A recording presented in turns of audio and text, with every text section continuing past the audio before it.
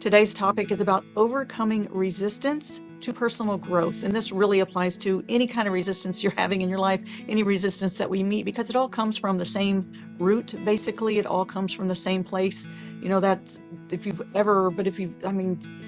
I think we become particularly aware of it when we are on that path of personal growth, because at some point it's like we sign up for this and then we question, like, oh my gosh, what the heck are you doing? Is this really worth it? Right? And it's like all our stuff starts coming up and all of a sudden we slam on the brakes and it's like, wait a minute, forget about any of those complaints that I had. Maybe it wasn't so bad after all. Forget about this desire for change. Maybe it's not all that it's cut out to be. And you're ready to go back to your comfort zone and just chill, right?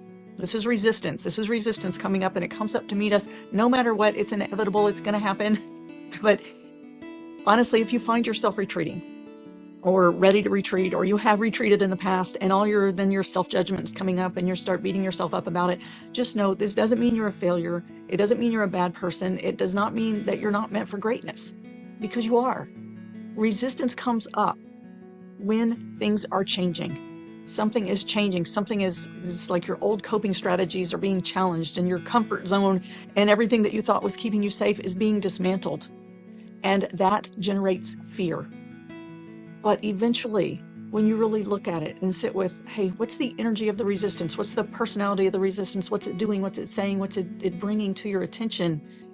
Then you can recognize this is something that's been with you probably for a very long time. It's been helping you. It's been like your old friend that protected you back in grade school when you were growing up. And, it's a protector. It's a means of self-preservation and protection. It's what we learned growing up.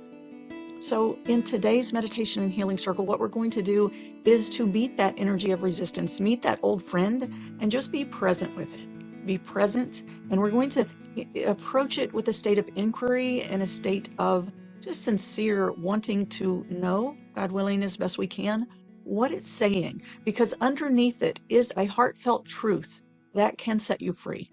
So that's where we're going with this today. Let's go ahead and come into our meditation and healing circle.